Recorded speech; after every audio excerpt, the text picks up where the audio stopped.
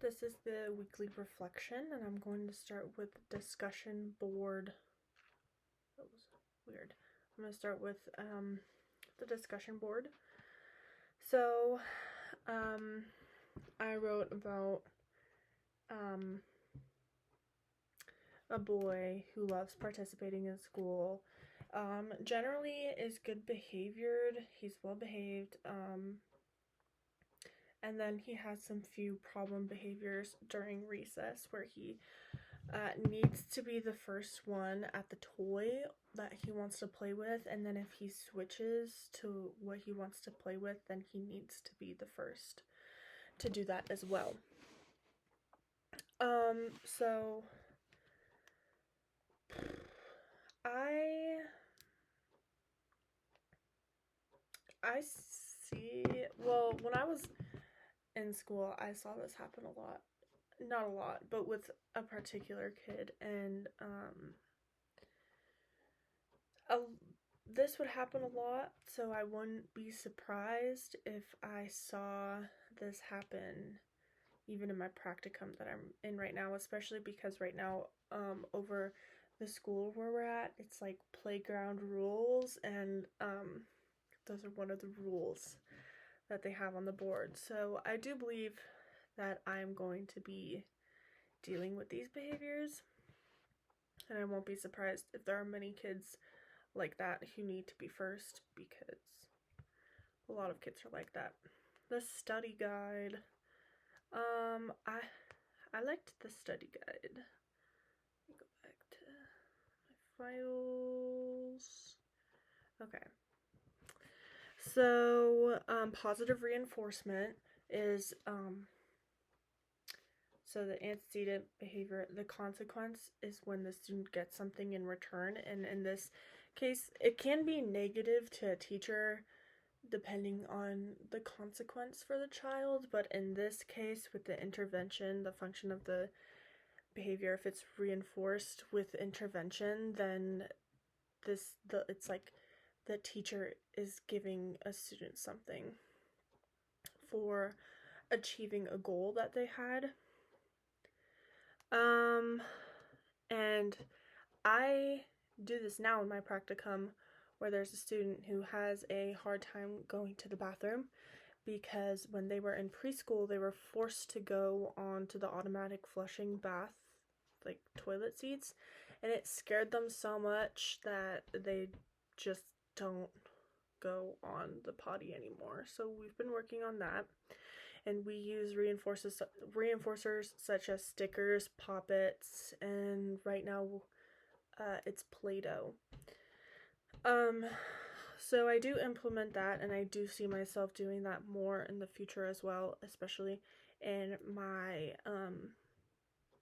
the next placement I'm going to be in for the next 3 quarters, and in my own classroom.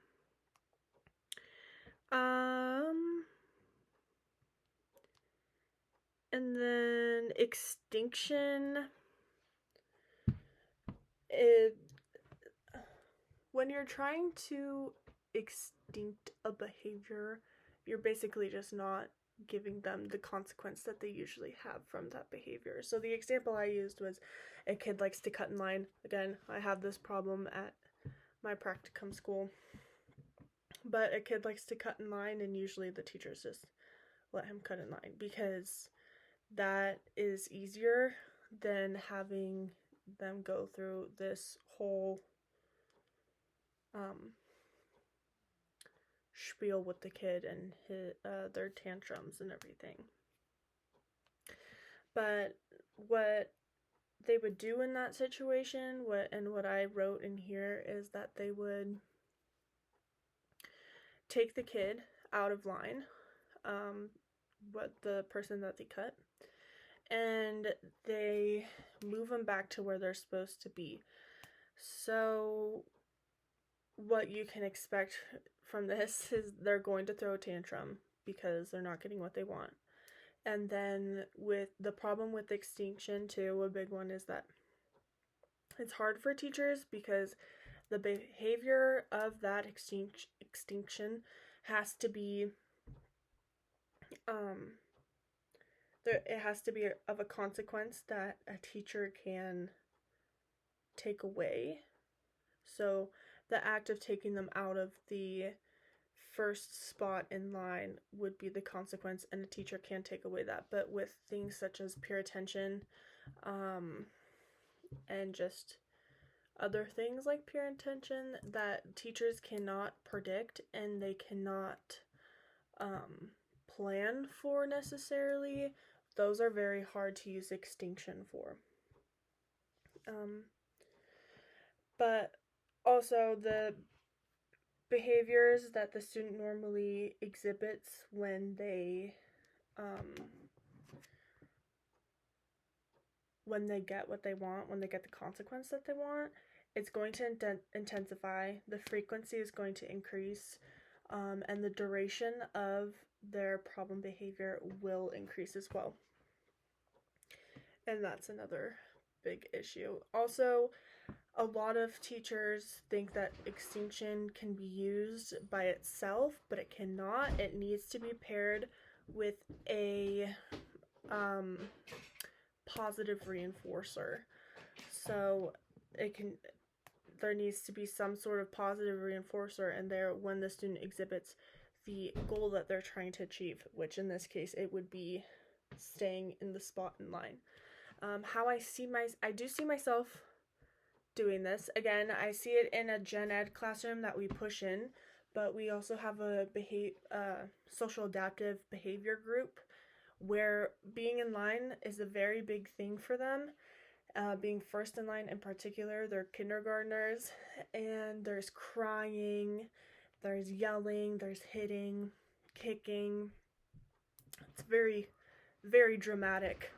But we take them out of line, we call them up one by one, and then we just do basically what I explained with extinction. For each kid that decides to do that, usually it's just one or two who are trying to be first in line. And the research to practice one, I wasn't sure. I mean, I figured I could do it because it's forward chaining still, but I did it with a 23-year-old who had autism.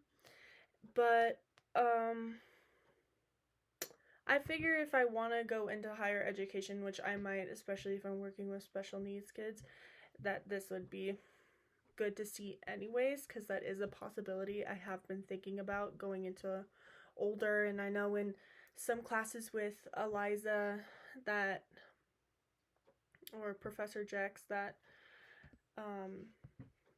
is a very real possibility that I will be working with people who are in their late teens, like 20s. So this was also just kind of nice to see. So I did forward chaining with making eggs, because this person is trying to develop more cooking skills. So I do see myself using the forward chaining with students with disabilities very often, actually, because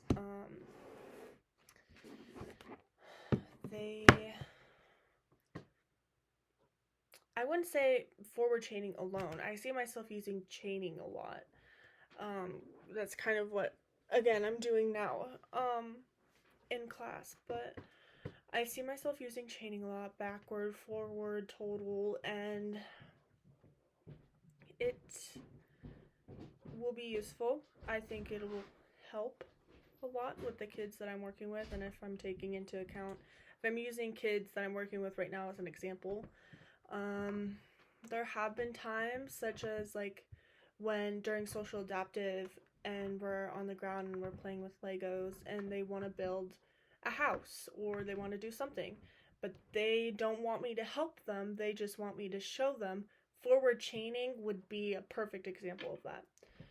And this can be done in academics. I've seen it done in the gen ed classroom with math, and considering I also want to experience working in a general education classroom, I will be doing that a lot as well. So it was a good week. Very good.